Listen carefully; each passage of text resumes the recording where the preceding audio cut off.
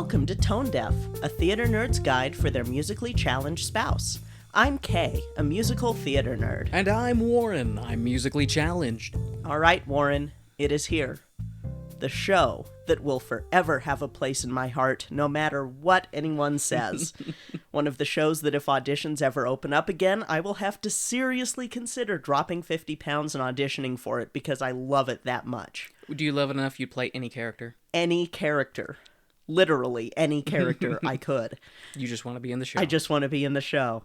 It is the show that led to one of the best theater experiences in my life and also led to me learning about the audience reactions that made me go, wow, things haven't changed at all, have they?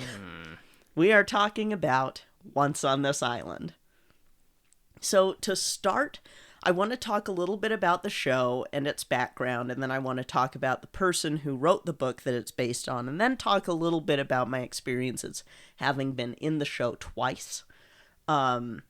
Because it's a show that's very personal to me.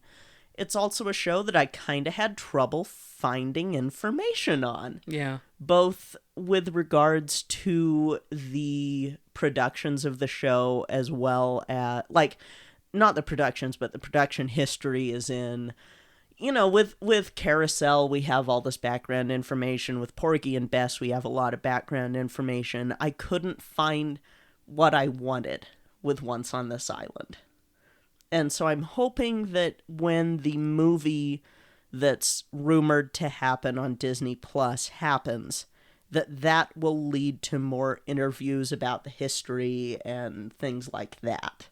So some good might come from the mouse. Yeah, some good might come from the mouse. Once on This Island is a one-act musical that's often broken up in two acts, as it was done when I did it at Hale, that is written by Lynna Wren and Stephen Flaherty, both not black, and based on the novel My Love, or The Peasant Girl, by Trinidadian-born author Rosa Guy, which in turn is a Caribbean retelling of Hans Christian Andersen's Little Mermaid and ends just as bleakly as the original ending before you get to the spirits of the air redeeming the mermaid. And Once on This Island will take the spirits of the air approach a little bit. Not literally, but it kind of does. My love, I like...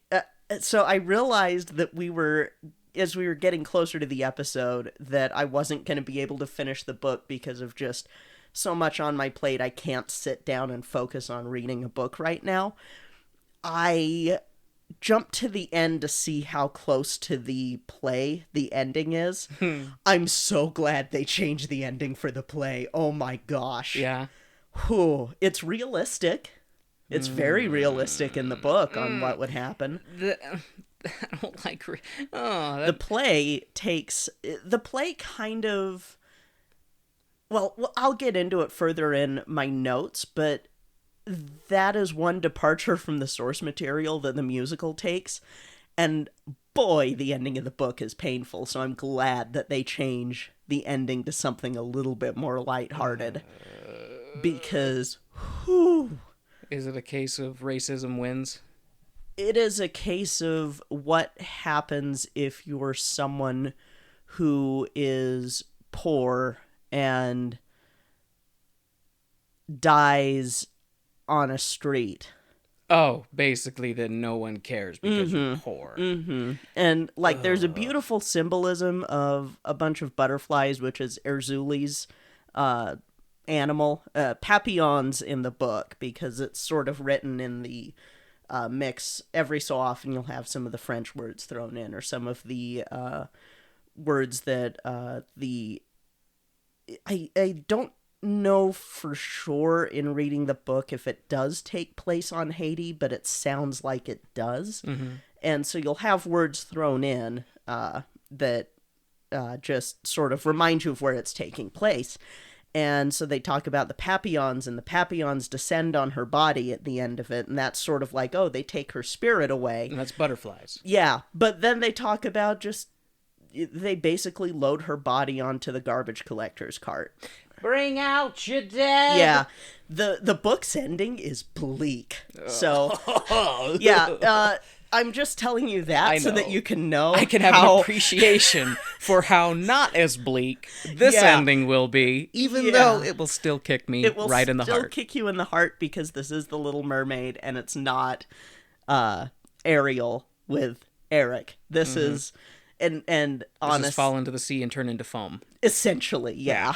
Yeah. Essentially, it has fallen to the sea and turned into foam. And I couldn't find it, like I said, I couldn't find as much about the history of the show. So, and everything that I found essentially repeats itself. It's one of the... Sorry, I apologize. It's Tangent, okay. squirrel brain. With this show, I know how much it means to you. Yes. And I wonder, because I know your writing style, and I know that you tend to also kind of write depressing in terms of torturing your characters. Yeah. Is that reflected in the things that you like too? Or is it the individual components of Once on This Island that you love so deeply? Or is it more the memories associated? I'll get into that. Okay. I'll get into that a little bit. Because it's complex. Fair. I like complex. It is very complex. Plus the music slaps. So I am excited. Once on This Island's off-Broadway run ran from May 6th, 1990 to May 27th, 1990, before it moved to Broadway, where it ran from October 18th, 1990 to December 1st, 1991. This run starred LaShawns as T. Moon, and I haven't talked about her as much as I would like, but I high-key have a crush on her. Wait. Timon? Timon's in this? T. Moon. Timon. Means little orphan girl. Relative? No. Oh. No. How- T. Moon. 2 words. Not a very good Pumbaa answer. And she won the Theatre World Award in 1991 for this role and was nominated for a Tony, which she should have won in my opinion. But that's just me. So, the national tour went from March 31st, 1992 to January 3rd, 1993. Then it went to the West End in 94 and had a UK revival in 2009. Then they had the Broadway revival in 2017 and went on tour in 2019, and I was going to buy us tickets for it when it was going to be close by in 2020, and then 2020 happened. Then 2020 happened. Dear Once on This Island, when COVID is gone, please bring the tour back and come here so that I can see the national tour version, which apparently had on-stage seating and would have led to me sobbing like a baby because I was so happy because I was in the middle of the stage and experiencing Once on This Island again, even though I wasn't actually in the show, because, yeah. Anyway, so, like I said, this is based on My Love, or The Peasant Girl by Rosa Guy. She was born as Rosa Cuthbert on September 1st, 1922, according to the New York Times obituary, in Trinidad. At 7, her family moved to Harlem, and 2 years later, her mother passed, and in Rosa's words, left her and her sister with a tyrant of a father who was terrified at the prospect of raising 2 girls in the corrupting influence of big city life. He remarried a woman who was from a wealthier family, and soon after... in Rosa Guy's obituary, it stated that she recounted they were swept from abject poverty to a situation where we were being taken to picnics on the weekend in a chauffeur-driven car. Then the marriage floundered, and the girls resumed life with their father, whose behavior was increasingly erratic. By the time that Rosa was 14, he too had died. To support her and her sister, Ameze, who was too frail for the task, Rosa left school for factory work in the garment district. And a lot of this comes from her obituary in the New York Times. I kind of struggled getting enough information on her as well for a full episode. I feel like I would need to buy a couple of her plays, a couple of her written works, just to get a better picture of her. And because she has a play, I am going to be looking for it so that we can cover her in more depth later. Cool.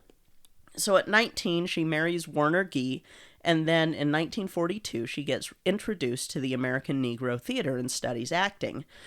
This is also a theater that I need to do an episode about because some of the greats come from here, such as Sidney Poitier and Harry Belafonte. Cool. And it's sort of it's a theater school. We'll get into it eventually. Like I said, all of my normal stuff is currently in a box, so I kind of had to wing it this year. But this is definitely another rabbit hole that I want to go down because in 1950, she helps found the Harlem Writers Guild. And so I had to stay focused because I almost went down a rabbit hole on that because that was really cool.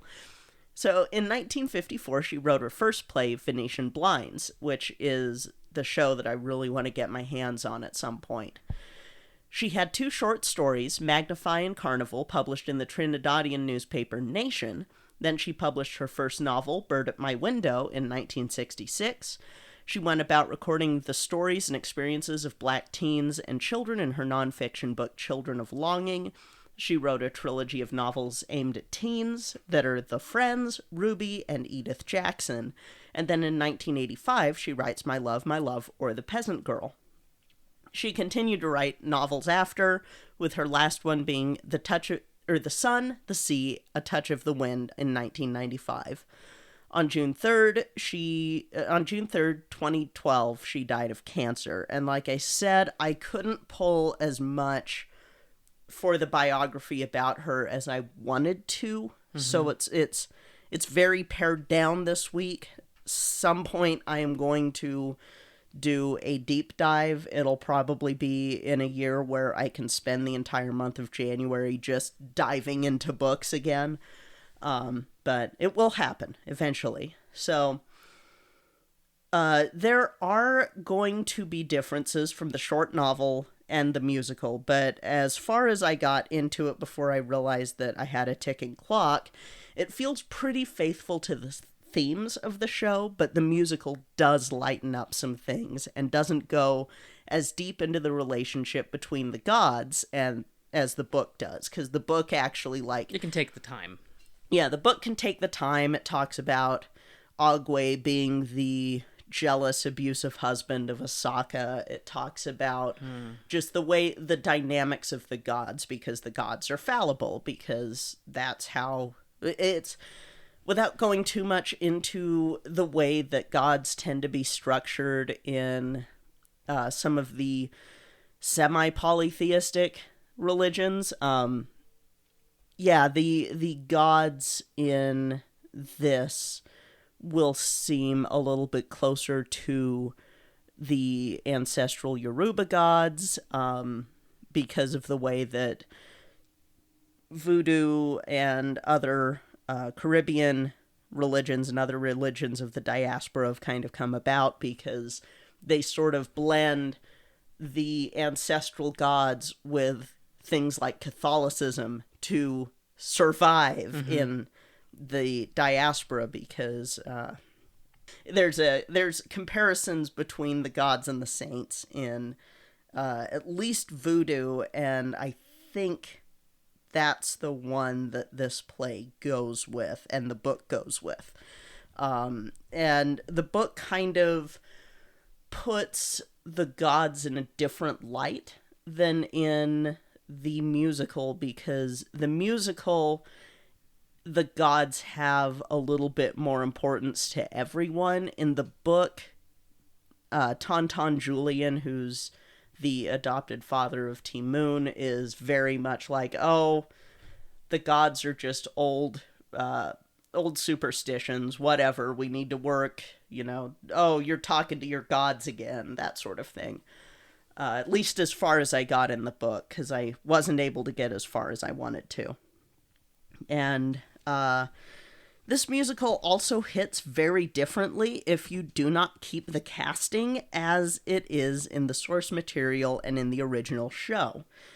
Because the musical takes place on Haiti and tackles stuff that we talked about in the Joseph Bologna episode.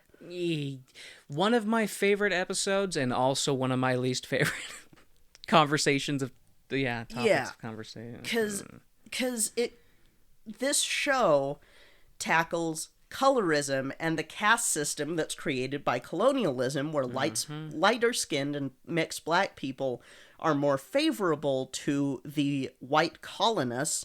And then after the revolution, they're the ones who are now in charge, who have all the wealth, and you can see where it goes from there. And it definitely shows up in the play. And it hits very different when you're in shows where it's not a completely all-black cast. How so, Kay? I don't understand. So the first time I did it, and I am not going to rag on the youth theater for this necessarily, because I get why they had to do what they did. However, I do feel like maybe a different show should have been chosen, because in Utah until 2020 at Pioneer Theater, there were no all-black casts of Once on This Island. That's not to say that there weren't enough black actors to be in an all-black cast of Once on This Island. Some of that is either a choice on the part of the casting director or the director themselves, or on the choice of the producer of the theater or the owner of the theater. Like I said, the first time I did it was at a youth theater, and it was the last show that I did with that youth theater because I was aging out of it. And I have very mixed feelings about that experience, because it was great. It was fun, but it was really weird that there were only 3 of us in the show who were black, and none of those 3 were T-Moon.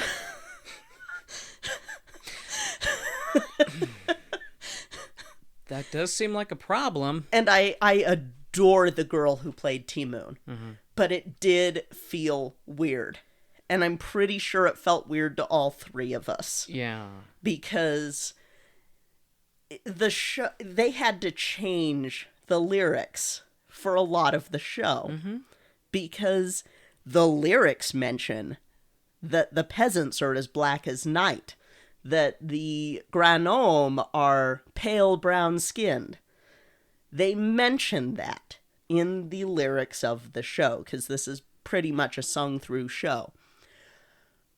It's weird to have to change that. Yeah. It's very... yes, and it is, Kay. I totally get... I had also been in a shortened version of Hairspray with this same theater as Motormouth. Well, the same youth group as Motormouth. And it was me and 2 other black kids. There's a theme. Having seen 2 versions of Hairspray, I think there's something wrong with that, Kay. Yeah, and again, I love these people so much, but it was very... Whoa. What do you mean, these people? Platonically. Oh, that's what you mean. But like, it was very odd, and it felt odd at the time, but also at the time I was kind of like, okay, well, you're a youth theater, you can't really pull in the adults that I've acted with. And all through going through theater as a kid, I can count on, let's see, I can count on both hands, actually, the amount of people who I acted with, but I don't fill up both hands, who were also black in youth theater. It expands as soon as I get to the adult realm. Yeah, but it's an uncomfortable topic because it goes into this multifaceted situation of, like, maybe if you don't have enough...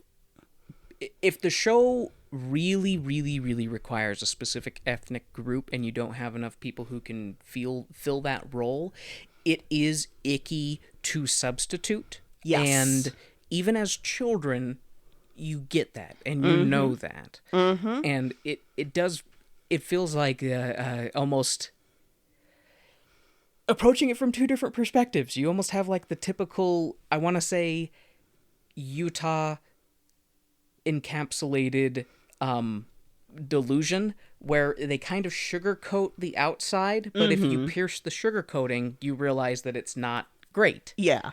And that's kind of what that feels like with Yes. what you're describing with the show. That on the surface, you had a great time and you enjoyed being with these people and doing this show. But if you have to scratch the surface a little bit, it gets really problematic and uncomfortable. And yeah. And it really did make me kind of reflect on my time in all of the theater schools and community training or community theaters where I basically was one of just a handful of black students at these places, or black actors at these places. So that's kind of the thing with that first version that I was in, was the youth group.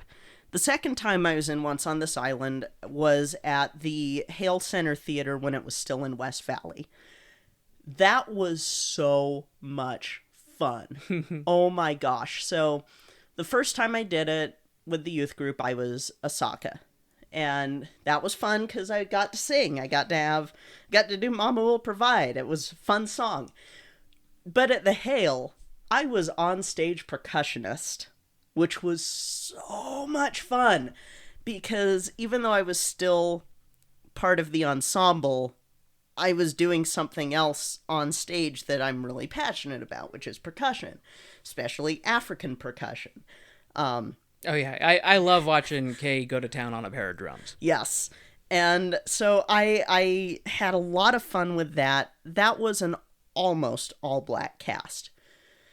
And I say almost. And I'm not sure why this decision was made. So Once on This Island at Hale was double cast for everyone except for a couple of us. And that's because Hale does double casting, because you have a cast that does Monday, Wednesday, Friday shows and the Saturday matinees, and then you have a cast that does Tuesday, Thursday, Saturday shows. And one of the Erzulis was white. We had one gentleman who was Polynesian, and then they had a reference to the book with the butterflies, and that was another white girl. So it was a little odd. But, you know, it was like, but we're mostly all black cast in this show. That's fine. And both T-Moons were the cutest women. Oh my gosh. I love them both. and you know, they were able to still have the same dynamics. We didn't have to cut any songs. We didn't have to change any lyrics. It was awesome. Except for the reaction from some of the older audience members. I hate this part. Yes. So I didn't hear it firsthand, but Mama Kay sure did, and Mama Kay was not having none of it. Somebody mentioning they need to stop doing these N-word shows. Kay, what year was this? 2007. 2007. Mm-hmm. So it's, 14 years ago? Everything's good now, right? I mean, as a member of the black community in Utah and the black theater community in Utah, I signed a letter in 2020 to this same theater. Yeah, I remember the meetings, yeah. Oh. And I will say that it sounds like they've improved. Which is good. Which is good. And progress is important. Part of the issue is not feeling the support from the people who run the theater because it's gonna get back to the cast members if it's said in the lobby or if it's said on the comment cards. It is going to get back to us at some point. or it'll get back to us in the form of suddenly a drop in shows that have large black casts. That's the one, is that they go, we capitulate to the racists because we want their money, versus maybe, not supporting racism, and maybe doubling down and going, oh, we're going to do a whole bunch of other shows that you've never seen because it's done by black and brown people. And it's one of those things that was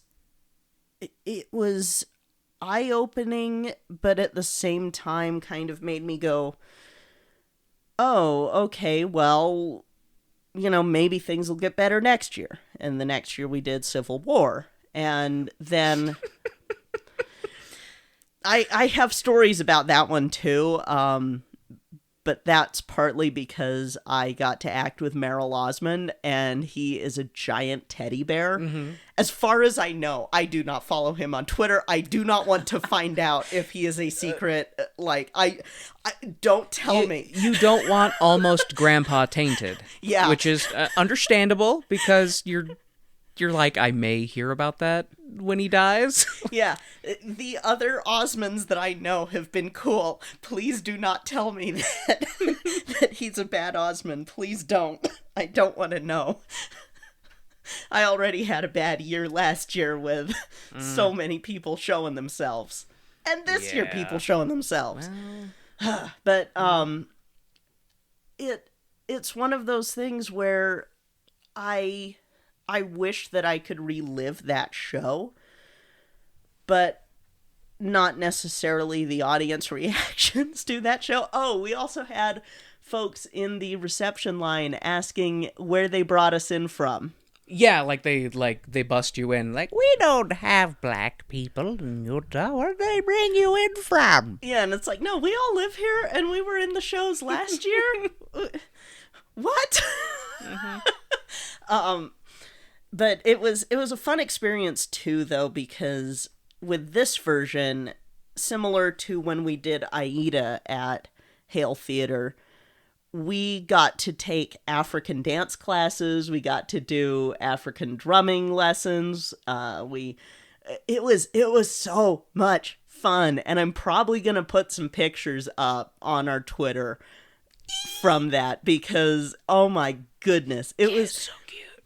Even with some of the racism from the audience members, I still look back on this so fondly, because it's good though. Yeah, it was really good, and it was the same sort of feeling that I got when I was in Ragtime at the Hale, and the same feeling that I got in Aida at the Hale of, these are my people, to quote the T-Moon that we had at one point, just, I love black people! And it was yes, I love us. Yeah, I love us. Thinking about some of the shows that we have done, and it God, I'm getting on a soapbox, but it trickles back into some of the crap that we're seeing now in the political sphere of, it's just, if you even talk about the impacts of colonialism and how that's still felt today, now, it's still very much ingrained in the fabric of the country, and makes people don't want to talk about that. They don't want to have to address that, and so it's easier to just make it try. It's easier to try and make teaching that illegal than to actually address it. Yep. And maybe learn from it and maybe move forward. Yes. And I guess because I don't want to go on for hours, especially but I could, because I have so many positive memories of doing this show, and especially the version that I did at the Hale, because of just being with people who I just it was like a breath of fresh air a little bit, because I don't know, I always felt it's similar to, funnily enough, being with you, even though you're not black, of feeling like I can be authentic to myself, because I didn't have to code switch, and I didn't have to, and just being around people who at the very least understand the same sort of stuff that I go through. On the other side, like with you, even if you don't fully understand it, you listen and you stand up for me and you are there for me unconditionally, and that's so important. And it's one of those things though where when we had our meeting on the letter that we all signed in 2020, I kind of felt like crying being on just a Zoom call with people that you know and love and miss and haven't seen, and that I haven't seen for years. It was beautiful, even though it was a terrible thing that we had to do. Well, not terrible thing, but it was a thing that we were just like, we got to do something about this. It's unfortunate that the reason for the meeting was not a more positive reason. It was hey, injustice is happening. Yeah, it was.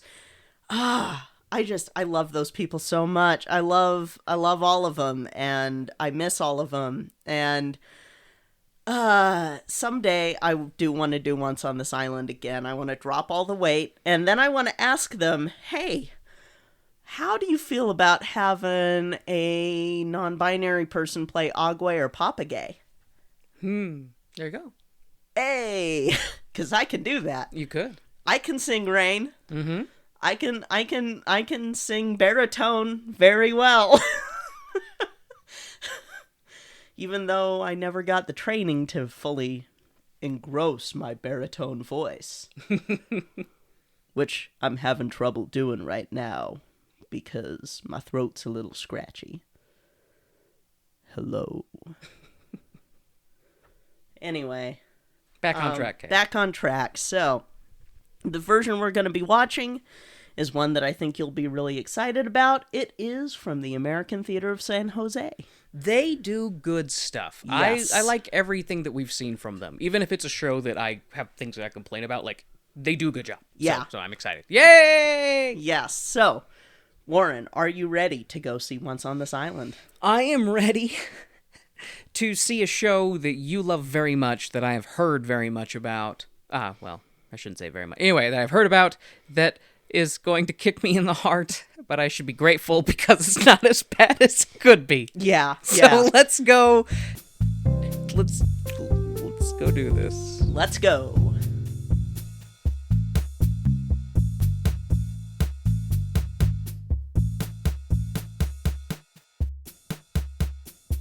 Hey, Warren. Hey, Kay. Do you know what time it is? Is it time to talk about our favorite people in the whole wide world? It is! Woo! We'd like to thank our stage crew sponsors, Jasmine Wu, Jeff, Tyler McCarty, and Shamik. And our producer circle sponsors, BeAnucci, Taylor Brandt, Jesse, and Cookie.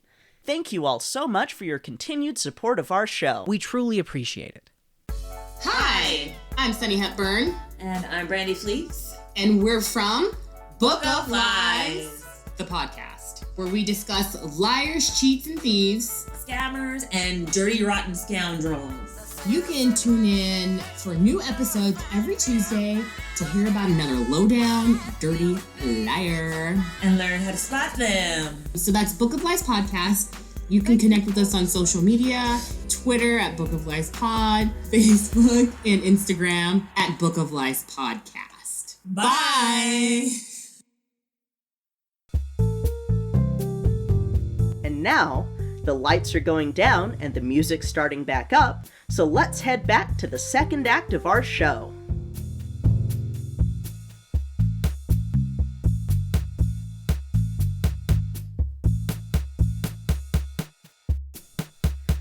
All right, Warren, so hit me with it. What did you think of Once on This Island? It made me sad. But I liked it. Mm-hmm. But it made me sad, which I don't like. Mm-hmm. It's one of those shows.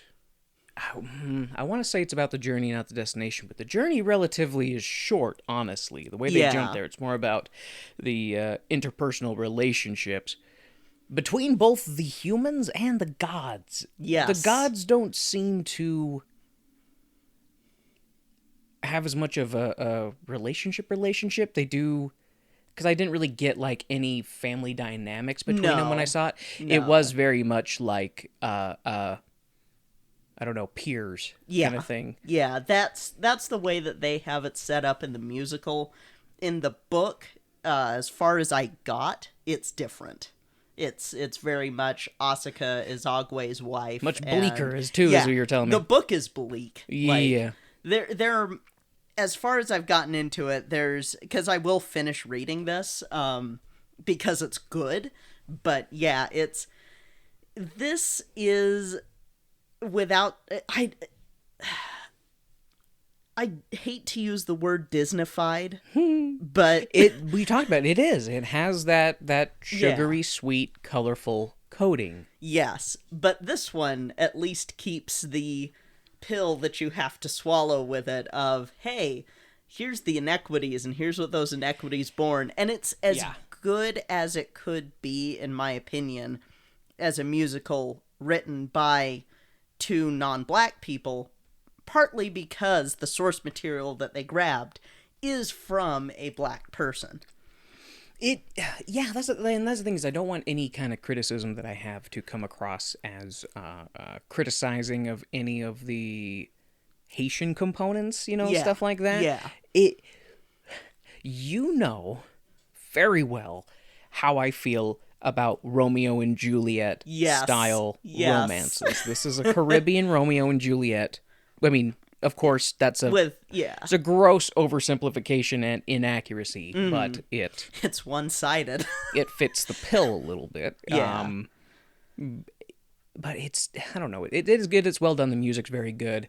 I would say I particularly liked the costumes and the god characters. The god characters reminded me a lot of the muses in Disney's Hercules. Yes. And I loved them. Yes. Because, they're larger than life. They are helping to move the story along. Just very, very beloved component of that story. Same way with the gods. The gods are very entertaining, very different, and some of them a little childlike in their own way.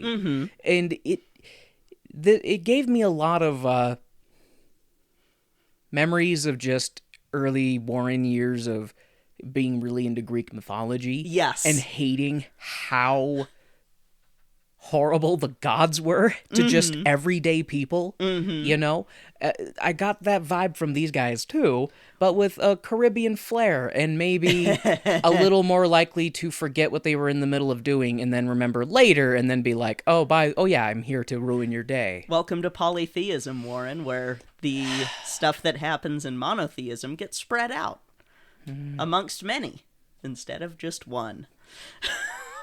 It definitely is much easier to manage a monotheistic religion because then you don't have to worry about currying favors with other gods and then infighting between, the loyals to Set and the loyals to Osiris or whatever variation you want to make. Anyway. Instead, you just are always making God mad because no matter what. No matter what you do, you're making some god mad. There you go. Excellent. Very well put, Kay. Very well. Yeah, that's Greek mythology, and in turn, a little bit of this as well. Is this just if you're making this person happy, this person over here wants to ruin your day. All right. Instead of everything that you do making one person unhappy. Yes, you're just, there you go. So, the show opens up with a storm and a child crying and gods talking about the island and how there are two factions. Oh, I should mention these are not gods. These are other villagers telling a story. Oh, okay. Thank you for that clarification. So when they are the gods, in the context of this, it is still villagers playing a character. Yes. Okay. Yes. Okay. They do take some. That's another thing that I like about this show is that they do a good job of showing storytelling that was sort of the basis 2 years ago when we were talking about like different forms of what could be considered theater in Africa, and they're kind of bringing that into this of, oh, we have this person playing this god or being the person that this god is embodied in, and this one has the god embodied in this person and stuff like that. So it's similar to that. They make a nod to it, which I like, having all the storytellers being, which it is a very small cast, and I like it when it's a small cast instead of a large ensemble of we have to have everyone in the high school play them, or we have to have, It smacks of some mild similarities to Godspell in that respect, where you have everybody playing a character and actually playing, because you have everybody's a villager, but then every villager is playing at least one character in the story that they're telling. Yes. And, so that means, okay, thank you for clearing that up, though, because I did think some of the gods were supposed to be there as, like, the gods, not villagers playing the gods. They're villagers bringing on that character or that god for the story. Sorry. Let me no worries. Swipe off some of this dirt and grime from wallowing around in my ignorance. So we are in the middle of this opening. Okay, and this makes more sense. So the girl crying at the beginning, the adults are telling her a story to calm her down. Yes. Yes. Hey. I may not be the first one to cross that finish line, but I will get there, okay? I will walk. I will crawl. I will roll and flop, but I will get there. In all of my explaining things during watching the show, I should have explained that, but I didn't. Okay. Villagers are comforting a child who's crying, and they're pretending to be gods. But they're talking about the history of the island. I guess not the history, but they're talking about the island and how there are two factions on this island. The paler-skinned Grand Homme and the dark-skinned peasants. We get into the intro song from all the gods as they introduce themselves, and people beg Agwe not to flood their freaking garden. Man, life is rough enough without you gods actively making all of our lives harder, you obscenely powerful jerks!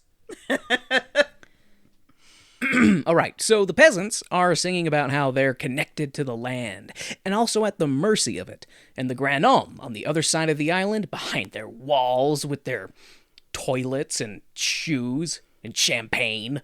If someone deserves to be harassed by the gods, it's these guys.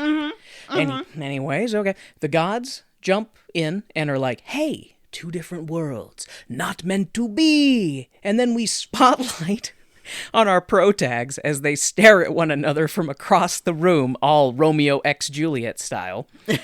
And there's layers to that joke because Romeo x Juliet is an anime about Romeo and Juliet that take flying horses. And Juliet is like a Zorro style vigilante. I watched like 4 episodes of it for free years ago, and watching this, it made me think of, like, if Japan gets a hold of this story, we're gonna have, like, literal gods using magic and a war between the French descendants and the island natives, and it's gonna be actually probably awesome, but wildly inaccurate. Oh my goodness. Back on track. So we get to the gods, summary plot of this, and this turns out to be a test between love against the power of death. Again, because the gods are jerks. But, so, the girl was saved, the girl they start telling the story about, because it's storming, a girl is crying, everybody's trying to comfort her. Oh, storm's not so bad. In fact, let's tell you about T-Moon, who was an orphan child in a storm and saved by the gods for a greater purpose. Which, that's also different in the book a little bit, because it's, again, bleaker. Oh, so bleaker than girl has both her parents die in a storm. She is left in the tree by her mother. Ooh, you are right, that is bleaker. And Agwe gets mad at her being left in the tree by her mother. Yeah. So Agwe kill mama? Mm-hmm. And leaves her in the tree. And yeah, leaves the kid in the tree. Oh, leaves the kid in the tree. I thought you said Agwe killed the mom that left her baby in the tree and put the mom's body in the tree. No. The series of pictures that took place in my head under that misunderstanding was hilarious. Because you have this horrible mom being like, I don't want my baby. Put it in the tree, walking away. The god of the ocean is like, makes her fall into the ocean. Then, like, uses a wave as, like, a wrist and throws her back onto the island and into the tree. No, it's more of a Ti-Moon is the extra child kind of sort of thing, and is getting... They can only afford to take care of one, and this is... Let me grab it, actually, from the book, because it's told better. So, although the herdsman had prayed, and beseeching the gods, reasoning with Jesus, still it didn't rain. The girl, 4 years old then, the youngest, smallest, and weakest, had fallen. Her mother picked her up and carried her up a hill and put her in the curve of a mango tree. That had been her orphanage, her torture, her nightmare. Loneliness had been her heritage. Her mother walked away to rejoin the herdsman, leaving her to die. And Agwe roared. Oh. And, yeah. That's... I don't like that. And talks about him drowning everyone, but in one continuous wail, the wind encircled the tree where the girl lay, and not a drop of water touched her. You know, just in the bit that you've read, it's well written. Yeah. Like, it's very... Rosa Guy, amazing. Yeah, very poetic. Amazing writer. Very good.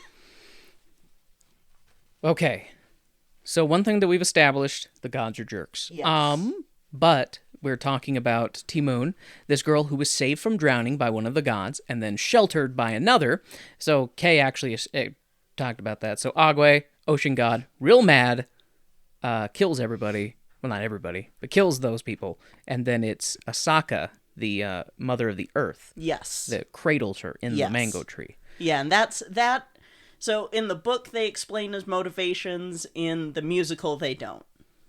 Really. Other than... You know, it's paced well because it doesn't feel drawn out. Like, it's 92 minutes, and it makes good use of all 92 minutes. Yes, that is another very good thing about this musical. It's well paced. I love it. So, the girl, orphaned, cold. Well, I guess not cold. She's fine. She's sheltered in a tree. But there is an older couple taking a nice morning walk, and they hear a child crying in the tree. And they ask her name, but the girl does not speak. And the older couple starts debating the finer points of the god's will. Did they save her, or did they select her for death? Who knows? The gods are lunatics. But through the power of love... The gods must be crazy. The gods must be crazy. Through the power of love, the love goddess makes the older couple help the tree-bound orphan. The couple adopts the girl, this one small girl, to live for. They name her Desiree du Domé. Yes. Desiree du Domé.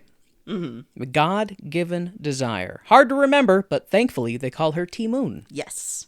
And then they all sing about Ti-Moon and what a whirlwind of a child she is. Mm-hmm. And then suddenly, she's 14 to 16. It's kind of ambiguous on her age. Still a minor. That's important. Yeah. But now, ready to face the world on her own in a grand adventure that will result in her death. Oh boy. Mm-hmm. So, the song ends, and Teen Moon now stands before us.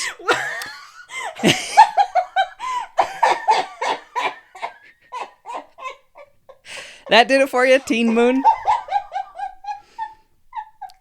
I thought it was a little clever, but I'm also very, very simple and basic. So Teen Moon now stands before... Now on CW, Teen Moon. Oh, we can make jokes about that later because I have a theme song. Yes!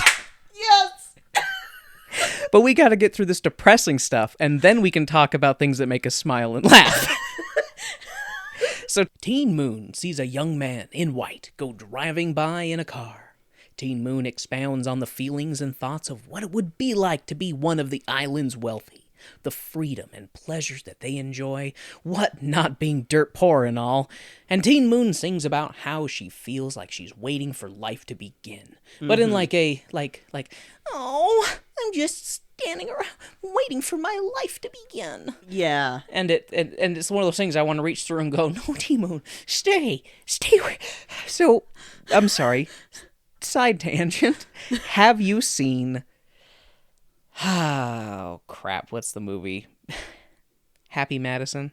No, Billy Madison. Yes. Happy Madison's Yes, a production I have. company. Do you know the part where the one kid tells him he like can't wait to grow up, Yes. and he grabs him? He's like, "Don't you say that." He's like shaking. "You stay here where it's safe. He'll keep you safe." That's how I feel with Teen Moon right now. I want to grab her. No, stay here with your mommy and daddy who will keep you safe. Yes. The world is bad. Yes. And Stay, eat mangoes, and be in the ocean and the sun. yeah, and this, for folks who are more familiar with the Disney Little Mermaid and not the Hans Christian Andersen tale that this is based on, I guess you could call this her Part of Your World. It's yeah. her I Want song. That It's is her I Want song. Yeah, because her I Want isn't necessarily a boy at this point. She It wants is- freedom. Yeah, she wants the freedom. She wants to see the world. Yeah, and it's similar to Ariel and her I want to be a part of this world because I live in the ocean, and it's also similar to the other mermaid going, I want a soul. Basically, this is a very good adaptation of Little Mermaid, Once on This Island is, as well as My Love, the Peasant Girl, and those should be lauded as the best interpretations of it because Yeah. they stick to the themes and source material very well. You know, I really resonates with me too, because I also really miss having a soul. I know. Just, you know. So how is that tablet that you traded it for doing? Oh, I'm using my phone to read the script off of, because the tablet doesn't want to connect. What's the return on the tablet to soul ratio? I'm realizing now that I shouldn't make decisions when I'm tired and hungry, because I can be talked into just about anything. So anyway, after Teen Moon blows the roof off with her I Want song, she gets really tired and decides to take a little nappy nap right here in the dirt. Time for a little breaky. Yeah, little breaky breaky for for me. Just right here. I just sang really loud. I'm going to lay in the dirt and go like, Mood. it just made me laugh that she's just, okay, just lay down right here. Sorry, as I laugh and scream directly into the mic. So anyway, after she blows the roof off with her awesome song, she gets really tired, decides to take a little nappy right here in the dirt, and all the gods laugh, because I guess they were listening, and they're like, oh, so you want a rich boy to take you with him, huh? And they joke about dropping a mango and knocking some sense into her head. But the love god is like, give her what she wants. Love is powerful. In fact, it can even beat death. Neener, neener, neener. And Death is like, oh, don't start this. Are we really going to kill more immortals to prove points between each other? Are we powerful immortals really that bored? Oh, right. Removed empathy because we're immortals. Okay, let's play a game of love versus death. And the gods give Teen Moon some secret boons as they set the game board and get the pieces ready to be set in motion. Yep. Agwe gives the push for the pieces by bringing in pouring rain, and Rich Boy is dum-dum and apparently freaking racing along the road in this storm and crashes his car. And this is where I want to talk about the sets of this show. And another reason why Once on This Island is one of the greatest shows.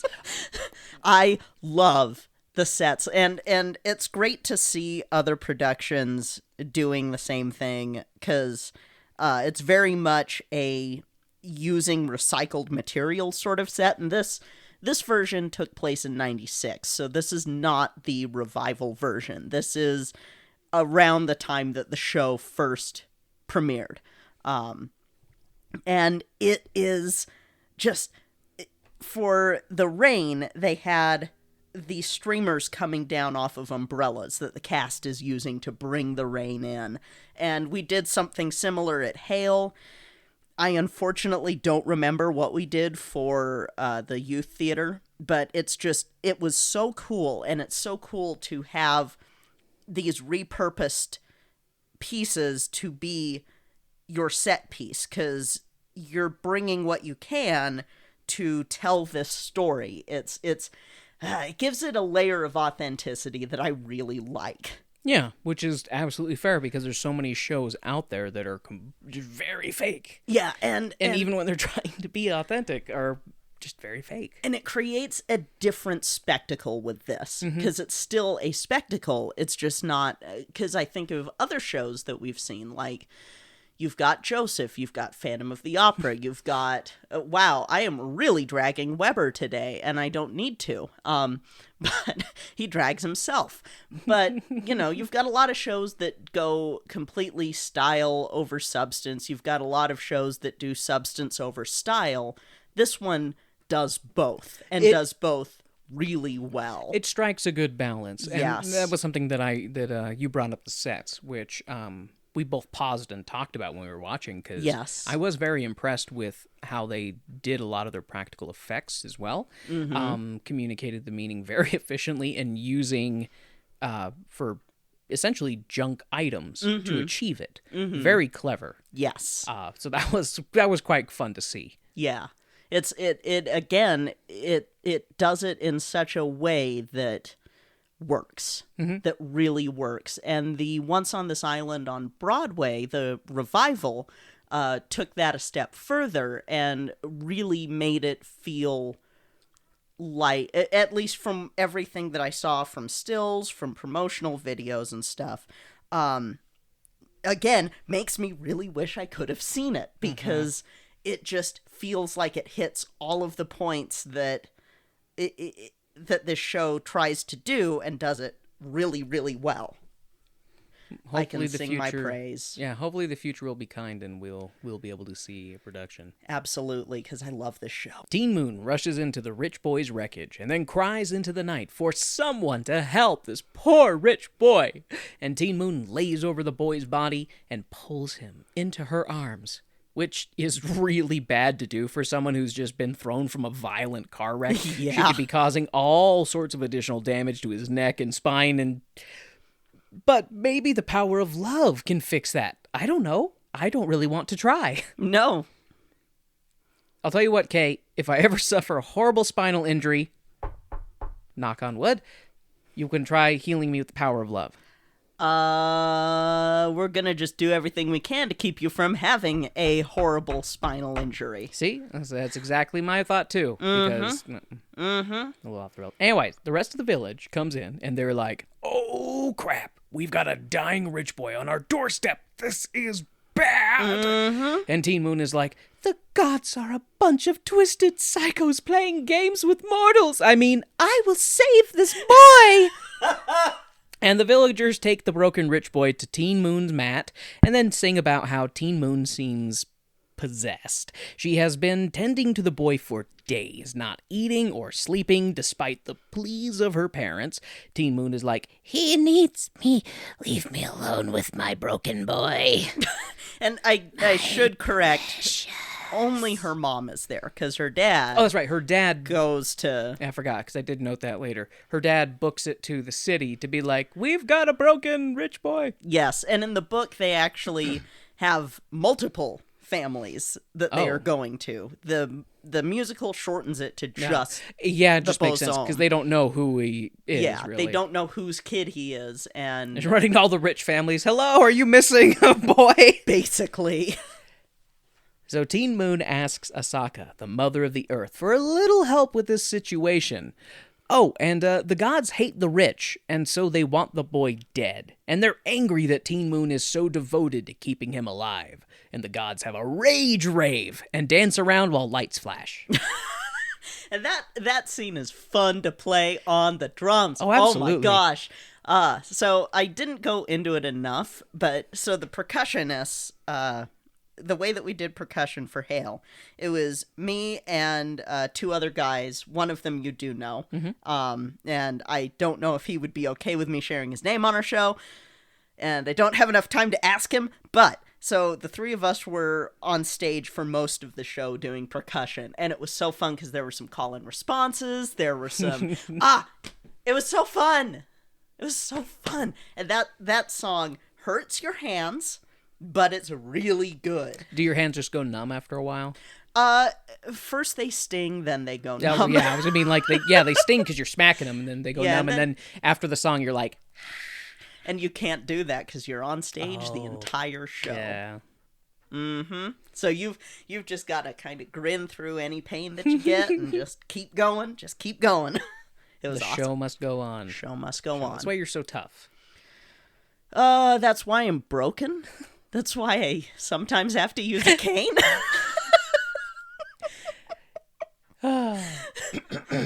Musical theater.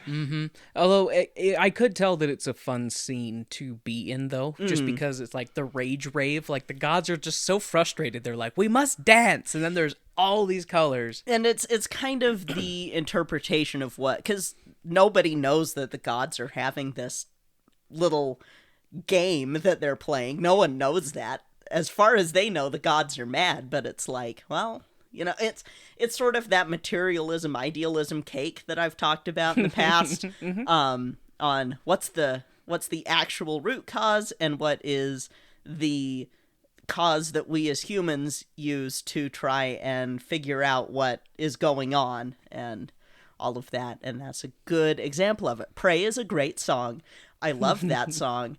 They cut it down a bit during Once on This Island Junior, which is the version that youth theaters tend to do. It's very shortened, cuts out quite a bit, cuts out anything that's more adult theme. What do you mean, Kay? Human Heart's a little differently played. Gotcha. Any sort of allusions to what's going on. There's no rise like yeast line. Yeah. Okay. Yeah, Once Very on This nice. Island Junior is different. Yeah, that makes sense. And it's even more different if you're in a Once on This Island Junior that has white people in the cast, because then you have to cut the Grand Tale of the Bazome, which I think may be cut from Once on This Island Junior. You know, it would not surprise me at all, just because of the subject matter of it. So, okay. Speaking of, We'll get there, yeah. So after the rage rave, the scene flashes forward to one of the men who left the village to travel to the city. So this is Tauntaun Julian. thank you, Tauntaun Julian, Teen Moon's father, adoptive father. He rushes to the city to make people aware that a dumb rich boy crashed his toy and is all banged up and broken. And the cop was ready to beat this poor guy into the ground. He was like, "What? A rich boy in danger? Let's go!" And they rush off. Yes. Back at the telling of the tale of Teen Moon, our love-struck hero is starting to go crazy from sleep deprivation and goes into her dreams as she sings to her broken rich boy about how even the gods can't stop her and how he is hers. And she starts singing with her dream version of her rich boy, displaying a concerning level of imaginative reciprocal love. But suddenly the god of death jumps in to tell Teen Moon that what she's doing is pointless because he will have his rich boy. And Teen Moon is like, "Ha, kill me instead. Take my life for his." And the Caribbean Kira is like,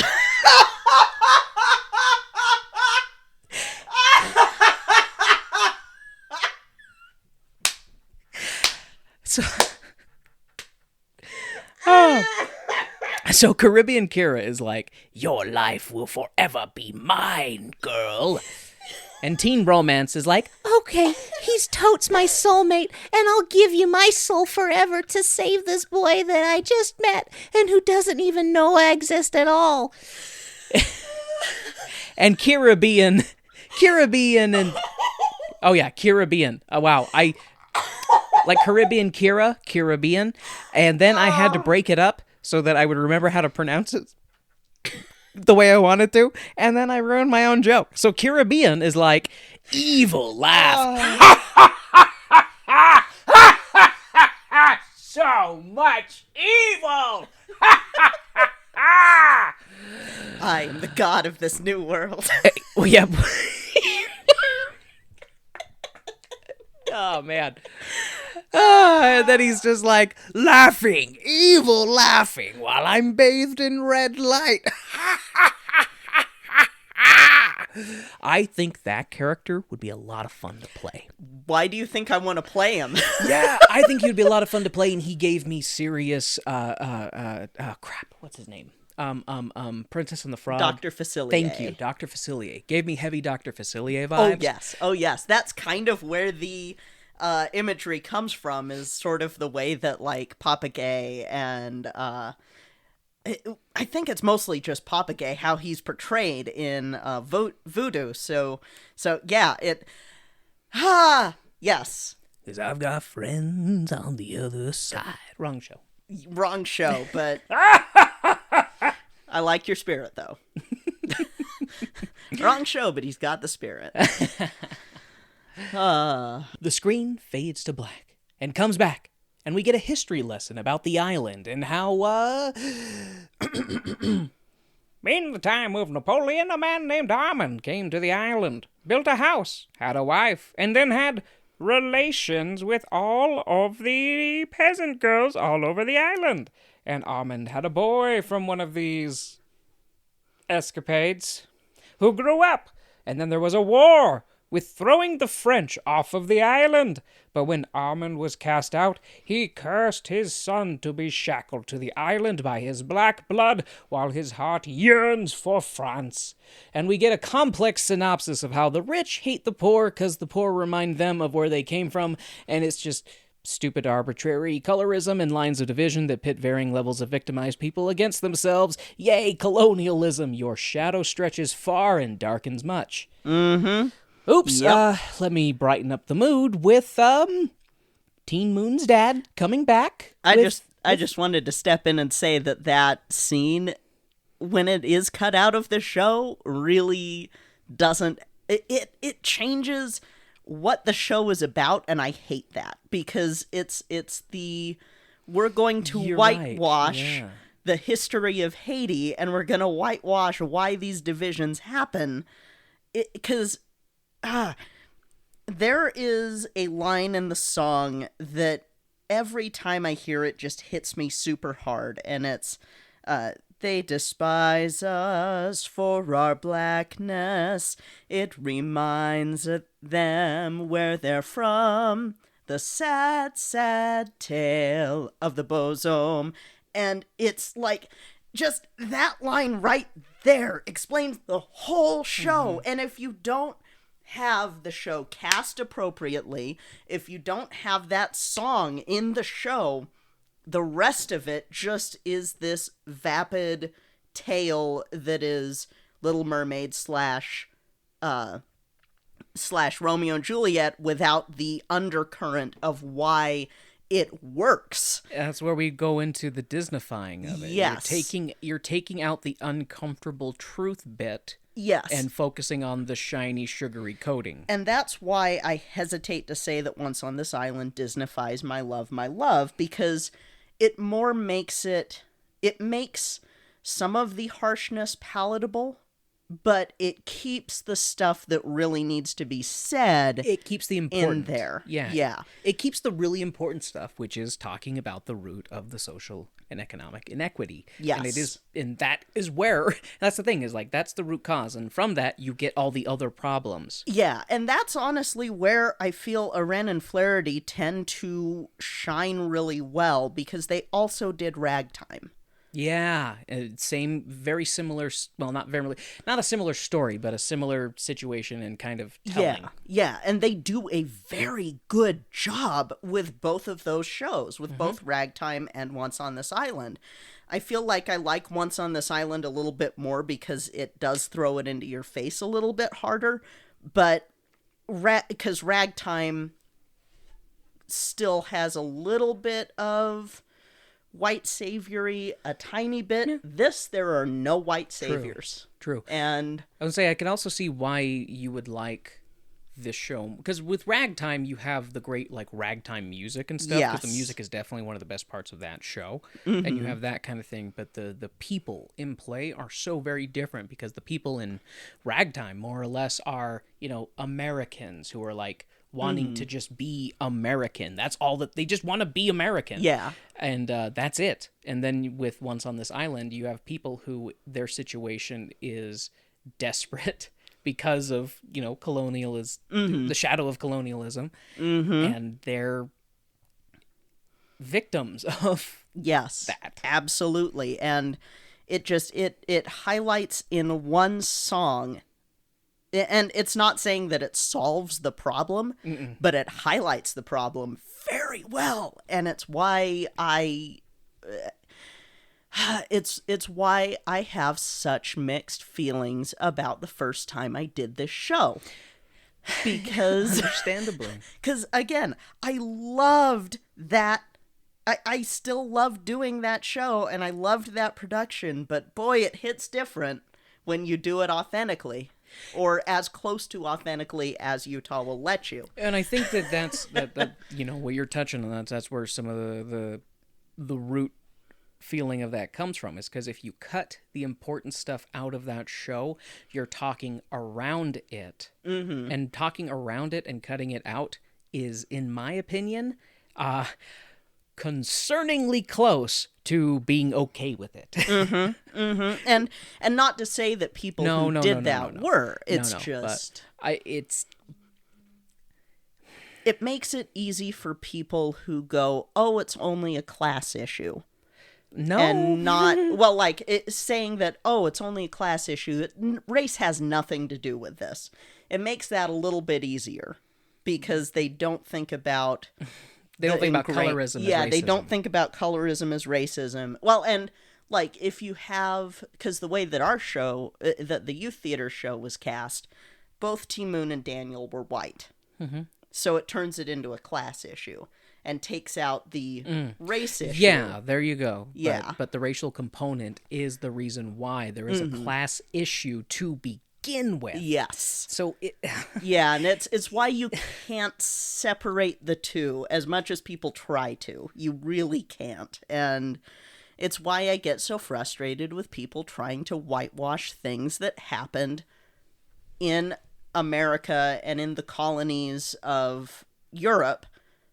Because it's like, no, you're just letting that problem keep festering. You're just, like, you are not actually tackling the root problem. You are ignoring the root problem and putting Band-Aids on it instead of actually going in, fixing things because you can.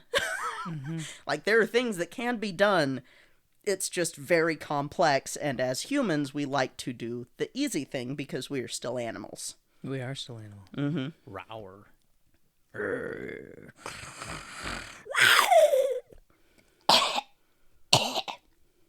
But yeah, so the Grand Tale of the Bosom, important song. Don't cut it out. Just it's why the show needs to be done with an all-black cast. It really, this is one of those shows that you can't compromise on that with, in my opinion. I agree, because it's completely ingrained and interwoven into what the conflict in the world and the subject matter is. Yeah. It's not a situation of somebody being upset about, like, oh my gosh, they're having a black person in Shakespeare. It's like, okay, well, in that time, there were black people in Europe, you know, being black people. That's fair. Do you remember hearing about when Julia Roberts was thinking of being Harriet Tubman? I think, yeah, you told me about that. And that kind of highlights the, no, you can't have a white person tell this story. Yes, exactly. You perfectly. It's not a... Yes. Because what story are you trying to tell at that point if you're having Julia Roberts play Harriet Tubman? You can't do that. Trying to anticipate the counterpoint. No. No, Hamilton does not count as the opposite bad thing that some people want to pretend like it is. No. The quote-unquote reverse racism. Yeah, no. Hamilton does not count in that way. No. It really does not. It really does not. There are inequities. Anyway, I'm going to hop off my little soapbox now and let you continue your notes. I apologize, because no, you're fine. as you know, I get extra ranty this month. Oh, and I have lots of things to say too, and yeah. So, Teen Moon's dad comes back with rich people to help retrieve the broken rich boy. Teen Moon cries in absolute heartbreaking terror as she cries out for Daniel, who we've learn the name of, Teen Moon insists that the rich boy will marry her, and the gods will it. They're in they're in each other's blood. Teen Moon is super set in her conviction, and has this girl had any sleep? I mean, last we checked in with her, she was very sleep deprived. Is she still hallucinating and delirious? Maybe don't let her make important life decisions. Just a thought. Maybe tie her to her bed for like a day. Make her sleep. Okay, but the older parents try to sing some sense into Teen Moon. But Teen Moon is like, I'm in love, Mom and Dad. There ain't no mountain high enough, or valley deep enough, or river wide enough to keep me from going to... What was his name again? Daniel! I'm going to Daniel, and nothing can stop me. Oh, man. The gods talk about how Teen Moon left her village and saw the devastation of the storm all around her, but she found herself walking with old friends, the birds, the wind, and other nature things. Asaka, the mother of Earth, either manifests herself to Teen Moon, or she's like, there in spirit, and giving Teen Moon empowering comfort, because after all, whatever Teen Moon needs, Mama will provide. Bugs will bite, and the dark will fall, but even if Teen Moon has to walk in the dark, she'll make it, because Mama will provide. I love this song. I do love singing this song, even though it is on the upper end of my vocal range. It was also really fun to do at Hale. I was one of the birds, which made it easy because I also was playing the claves, Oh, gotcha. I had to play that during the whole thing, so dancing while playing that was really fun. The costume was cute. It was just fun, and I love that song. And I know that one of my friends would want me to sing part of it on the show, but I don't know if I could. So just imagine that I sang Mama Will Provide here. I'm so sorry. I am very sorry. It is out of my range now. I am old. So, I'm not sure if Teen Moon is still in her sleep-deprived state because she's dancing and hugging Asaka. Well, she was, but then she leaves. But leaves Teen Moon with the... Asaka leaves Teen Moon, but she leaves Teen Moon with the power of the song still in her heart. Because Teen Moon finishes out, Mama will provide. Then the others come in to talk about how some say this, and some say that. And some say that the gods drove her there themselves in a fancy car, but no one knows for sure, or some say. However, they all do agree that she made it to the city, but there is still no consensus on how much people did or did not say. And this has a nice nod to the original Little Mermaid story, where the vendor man that may have picked her up, may not have, it may have been the gods, gives her a pair of shoes that are too small to wear, which references in The Little Mermaid how the mermaid, when she gets her feet, it feels like she is walking on glass forever. Ooh. Yes. Little Mermaid is dark. It is a dark story. Ooh. Feels like she's walking, like it hurts her feet to walk on them. It hurts her feet to walk on them. Well, I mean, they would be brand new and have, like, no calluses, but ow. Mm-hmm.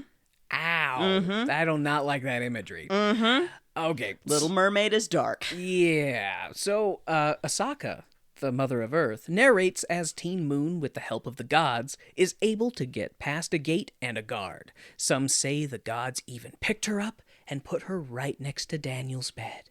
But I think we're about to find out what some people say is wrong.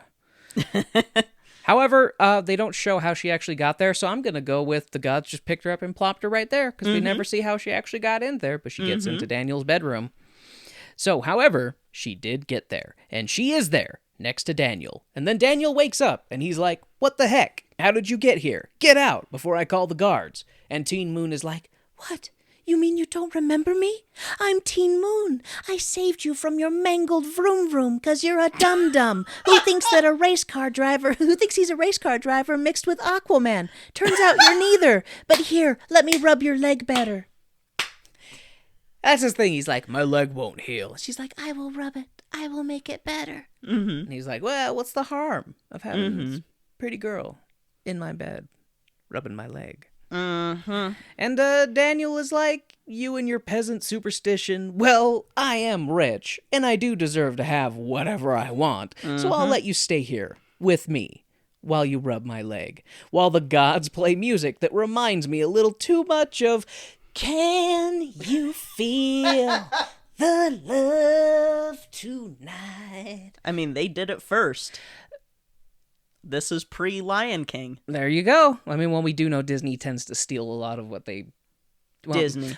They don't steal. They find, I'm doing scare quotes, inspiration from lots of sources. Disney, is this why you're doing a Once on This Island on Disney Plus? Is this why?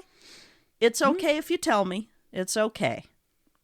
But is this why? So yeah, heavy Can You Feel the Love Tonight vibes. And I'm right, because the love god is singing the song, so you know what's up. Anyways, the love god sings about how you are part of the human heart tonight. Brown chicken, brown cow. And all the gods watch the two of them.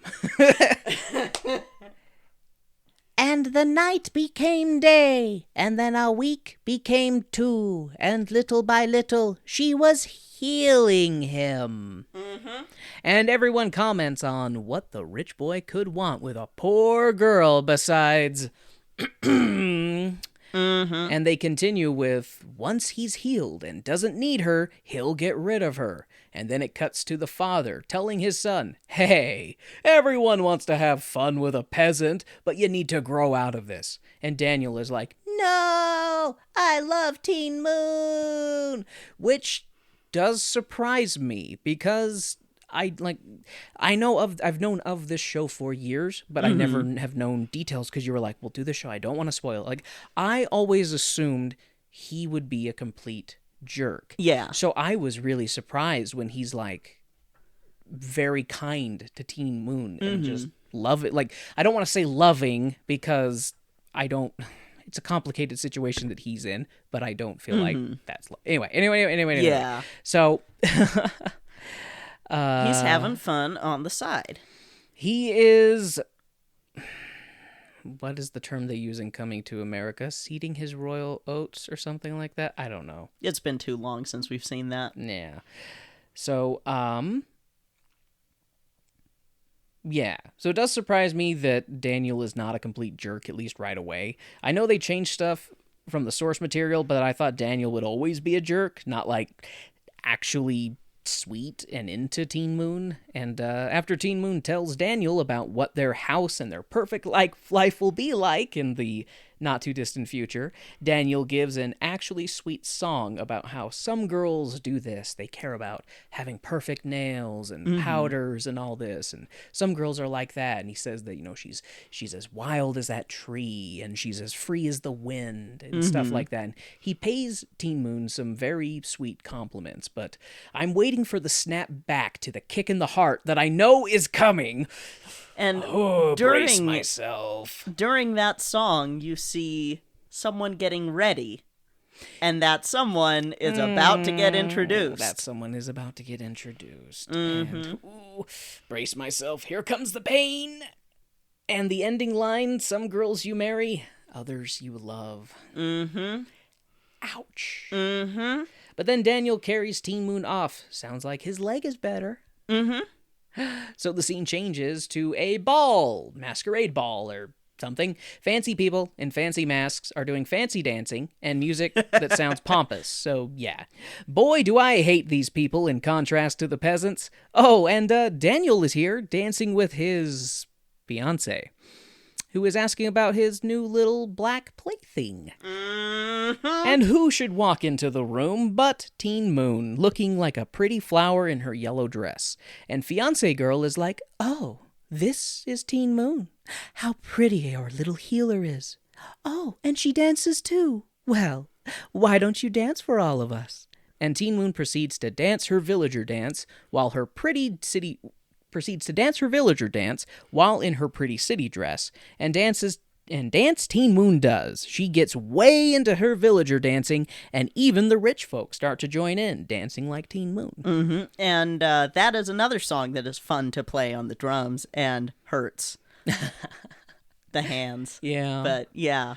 After the dance, Teen Moon is whisked away off stage so that Daniel and fiancé Andrea talks to Daniel all, well, it's clear she loves you. You need to tell her. All right, on cue, Teen Moon rushes in all, Everyone loved my dance and said I'm so pretty and that they're glad I'm here with you, Daniel. and she latches on to Daniel. Daniel is such a worm. He peels her off of him and turns his back to Teen Moon. And as Andrea begins to explain that once her and Danielle are married, and then Danielle can't have, he cuts her off, and Andrea leaves. And it's kind of bad. It's awful that he leaves her. He basically should be the one telling her this. He's a spineless, weak Yes. man, is Yes. what he is. He should be the one telling Ti-Moon from in fact, from the point where Ti-Moon is going, this is going to be our house with our tree and our garden. That should have been the moment of, He led her on, and then we'll talk about it in a bit. Okay. Yeah. So Daniel is forced to tell Teen Moon that he and Andrea have been promised to each other since they were children. Their parents are old friends and all. And that the best Teen Moon would be is a mistress. Like, they don't say that, but it's openly, very obviously implied. And Danielle makes a big deal about how Teen Moon is not understanding and blah, blah, blah. Don't you know how hard this is for me? Don't you know how hard it is for me to be rich and have to marry another rich person? Don't you know? Can't you not be poor and think about how hard it would be to be me in this moment right now? Teen Moon. I hate Daniel. Anyways, Teen Moon has a bit of a break from reality as all the negative words and doubts and fears circle around her as her world crumbles. The island death god, Papa Gay? Yes. Papa Gay laughs and shows up all, hey, remember what you promised me in your sleep-deprived, delirious state? Well, I'm here to collect. But then the god of death is like, wait, taking your life after you've had your heart disillusioned and broken is not enough. I need not only to win, but really stick it to Erzuli? Yes. Erzuli? Really stick it to Erzuli by getting Teen Moon to kill Daniel. Kill the love in her for this boy. Kill it, and I will give her back her life. And this comes also from, like, in the source material, but also in Little Mermaid, where the mermaid sisters basically are like, here, if you kill the prince, then you can become a mermaid again and come back with us and not turn into sea foam right away. You'll have a delayed death. Yes, because We don't need to get into we don't need to get into the source material, but just, you know, this is not Disney's Little Mermaid. This is the real deal. As both the gods of love and death sing to Teen Moon, she rushes at Daniel, knife in hand, but drops the knife and runs away at the last moment instead, crying. Daniel picks up the knife and is like, how could you? This guy. It's also, Okay. you know, I'm having a real hard time not saying what I want to say about this guy. This guy. So he then has Teen Moon thrown out of the hotel for attempted murder, which, I mean, I have mixed feelings about. He had it coming. He only had himself to blame. Very.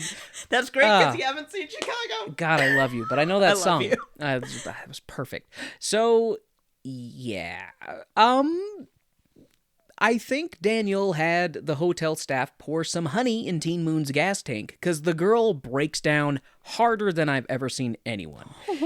Teen Moon rushes to all the people who were kind to her at the hotel, the different staff members. She reminds them of who she is and who she belongs to, her importance, and she just loses it, being like, Daniel will die without me. He needs me. And everyone at the gate is like, who do you think told us to kick you out? Mm-hmm. I mean, they don't say that, but it's kind of implied. Mm-hmm. Teen Moon just stays outside the hotel, not eating, not moving, and weeks later, Danielle and Andrea get married. And as part of the rich people's superstition tradition, they walk to the end of the rich people property line and throw coins at the poor people, ensuring that their fortunes would multiply. Okay, island gods, how about an earthquake in the city? Destroy the hotels, maybe? Maybe a plague? Just throwing out some god ideas. Don't want to be pushy or anything, but just a thought. But it's so much funner to punish poor teenage girls. Anyways, back at the fall from grace to the cold, hard ground Teen Moon is currently experiencing, she's, dying. And who should come over but Daniel, who clutches Teen Moon's hand, and you can see the look in the girl's eyes as she hopes that he's finally come to make all of her dreams come true, but then Daniel leaves. Teen Moon opens her clenched hand and drops a gold coin to the ground before falling over and laying motionless. Oh man, so Teen Moon's mother comes on and sings to the motionless body about how she will always be a part of us. And then her father comes on to sing too. And then the gods. And then Teen Moon is dead, y'all. And it's sad. And I don't like it. The gods cry because I don't know why the gods cry, because they did this to her. But then it turns out she's not actually dead, because the god of love lures Teen Moon into the water, where she gives Agwe a big old hug and forgets to breathe and falls asleep forever. And then Papa Gay picks her up and takes her back to the shore, where Asaka takes her body and clutches her to her breast. And this is an improvement on the book. From the book. This is basically up to the point where everyone's waiting at the gates and they're giving money out. And drunken, like, peasants are celebrating as well and being a little bit rowdy around the car. So then, policemen who had been stationed unseen for such an occasion appeared from the sides of the road. They swung their truncheons. The crowd fell back. The limousine sped on to its destination. Still, policemen kept pushing, kept swinging at the half-drunken peasants. In a frenzied scramble to get out of reach, the crowd pushed Desiree. She lost her footing. She fell. Weak from hunger and pain, she lacked the strength or will to pick herself up. Then the policemen, whipped into unreasoning fury by the cringing crowd, hammered heads with their batons, and the fleeing peasants stampeded, trampling the girl underfoot. Suddenly, swarms of papillons, butterflies, appeared on the hill. They winged over the crowd. Big and beautiful butterflies hit against the heads, the mouths, the eyes of peasants, the policemen, and guests. Thinking that to be a bad omen, peasants and policemen fled the hill. Guests quit the garden for the protection of the hotel. For a few seconds, the papillons fluttered thickly over the body of the peasant girl lying on the road. Then they flew away. Only the corpse of the girl remained. She lay unnoticed for some time. Then Monsieur Gabriel Bozome, on his way back from the honeymoon ship, saw the corpse on the road. He stopped his car and called to his groundskeeper, Luciphus, and when the humble Luciphus came running up, he said, "I don't pay you good money to leave dead peasants in front of my hotel. Do you want to discourage my guests?" His sweet face was shining. His sad eyes were red from having shed too many tears over the successful completion of his son's wedding. "Sorry, master," Luciphus said. "But you know how they are, patron. They come, they fete, they eat too much, drink too much, they make damn nuisances of themselves, then haven't got the good sense to go when you tell them to." Picking up the corpse by an arm and a leg, he dumped it at the side of the road to await the garbage collectors, and Monsieur Gabriel's limousine drove on through the gate. The promised storm broke with a vengeance. Its roar trembled the entire island. The first true drops of rain that fell on the closed eyes of the little peasant girl. They resembled tears. The end! Whoa! What? Mm-hmm. That's where it ends? That's where it ends. That's where they end. Drag her body to the street corner? to be picked up by the garbage collector. No, and then the island faced a wrathful storm unlike anything that they've ever seen, and all the hotels on the island were crumbled into dust. No footnote for that? No. I quit, Kay. I'm leaving. That's it. I'm done. Hey. Goodbye. Hey. Remember how the musical ends, though? Oh, I have notes. The musical ends okay. much better. This is true. However, don't be depressed. Like me. Because Teen Moon turns into a tree and cracks the wall of the hotel so that the gate would never close again. And the tree watches over Daniel and his children until the day one of Daniel's children is looking at the tree and sees the shade of Tree Moon. When they spot a beautiful girl in the tree, and Tree Moon blessed the two so that they could overcome the social BS of melanin-based discrimination and love freely. And this is why they tell the story of Tree Moon. Life, pain, love, grief, hope, faith. You are why they tell the story of Tree Moon. Then we got a new recounting of the story by a new young voice, showing how the story has passed from generations, staying alive in the hearts of the people of the island. Yes. The end. Yep. And I prefer that ending to the... Yeah. Whatever it was you just read. Yeah. Which, while very poetically and well written, like the woman's an amazing writer, makes me want to die. And I don't like that. It is a sad ending. It's a very sad ending. Yeah, it is. It is not. The book is. After seeing the book, I went, "Oh wow, I love T Moon turning into a tree and watching over her lost love,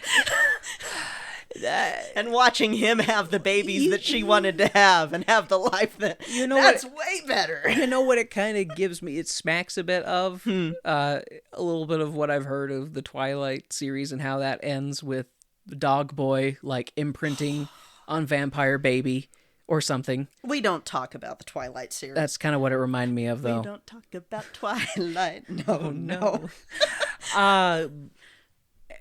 One thing, and I'm sorry, I think it's my colonial ancestors. It's just, why did nobody cut down the tree?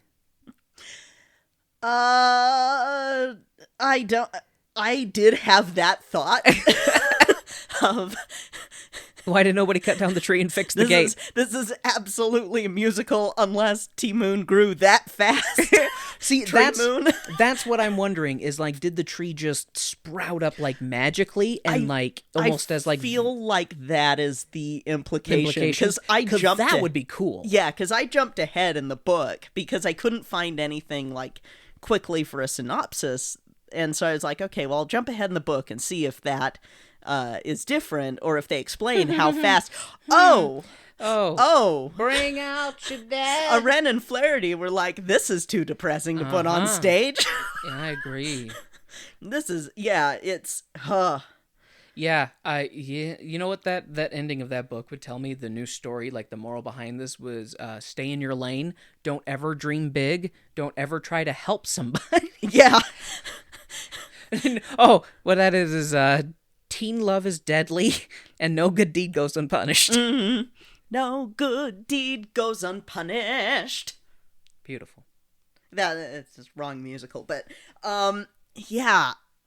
This show, I love this show so much, and the ending, I'm very much like, I prefer this ending. I do prefer this ending I used to too. joke about this ending just because of, and then she became a tree. What? Mm-hmm. Even though they put a lot of tree symbolism in it so that it plants seeds. Yes.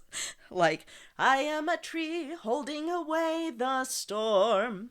Here in my arms, I'll keep you safe and warm. And it's even layers because she was cradled in a tree from the storm by Asaka. Yes. And then the fact that she becomes a tree at the end of it. Because I like that too, because Asaka takes her into her bosom and then it's like, she becomes one of her children in a new way. Yeah. So there is some cool imagery there for sure. And I do prefer the idea that the tree just springs up in the middle of the hotel, just like Yes. revenge, Yes. kind of thing. I prefer that ending because it's direct action. And they do also imply that the rich people also have superstition, and even though they mock the poor people for having a different superstition, the rich people have superstition too. Yes. And so perhaps a big tree sprouting up suddenly and violently out of nowhere would give them pause, and they'd be like, oh, we can't touch this tree. Whatever we do it around this tree. Yep, it's... oh, Ren and Flaherty and your idealized endings of shows. Never change, please. It still makes me hurt. It still hurts, It still but... makes me hurt, and I don't like to hurt. Yeah, I don't either. Okay, but make the hurt go away. I think I can with what we're doing next. So, I totally forgot that this was on Broadway HD and available to me because I was kind of, again, going through all of my Black History stuff is in a box somewhere. And I was going to say, and we're still camping out in And my old bedroom. Yeah, we're still camping out in your old bedroom. So what do I do? And bedroom/work office/podcast studio. yeah. No, it's not ideal. And I thought about, okay, well, there is a show coming out, but it's going to be like at the tail end of Black History Month. I'm not going to be able to put together stuff. And then I remember that there is a musical review about Duke Ellington, or rather based on his shows, on his music, not his shows, on Broadway HD called Sophisticated Ladies. So I can have one episode of something that I can easily find information on. Yay! And close out the month with a bang and your first musical review, because you've never seen one before. Musical review? Yes. What do you mean by musical review? We will talk about it when we do the episode. I will give you a crash course on musical reviews because we've talked about them. Well, we've touched on them a little bit here and there. I say, are we technically a musical review? Well, no. Spelled different, it's spelled French. Oh. The closest thing that I can think of is the Animaniacs video review song. Okay. That's... Okay. And that doesn't even quite help for it, but... okay, I think I'm just going to have to see it to believe it.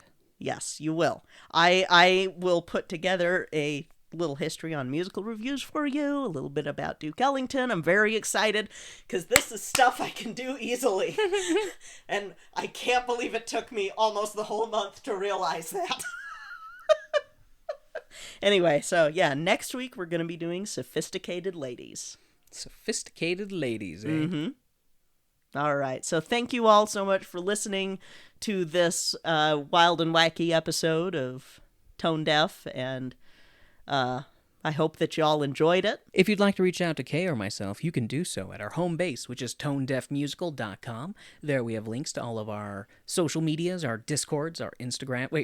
our Twitters, our Instagrams, our Facebooks, as well as a link to the Cast Junkie Discord server, where we have our own Not Safe for Work channel. Please feel free to drop in, say hi, talk about kind of whatever, or, also talk about, trees. And yes. hotels. If you were a tree, what kind of tree would you be? Oh, actually, that segues perfectly into how you can help the show.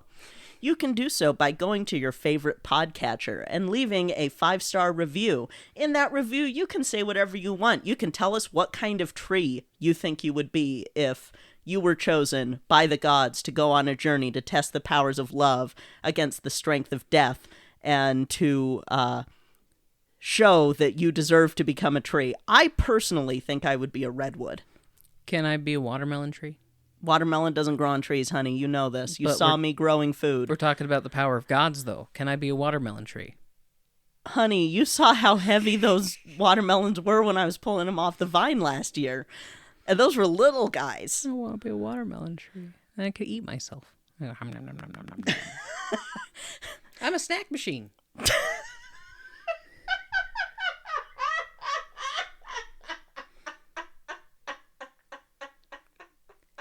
That's a chicken joke that I have with Kay about how chickens can eat their own eggs and that they realize it, but they're snack machines. I don't know why Kay found it so funny in this context.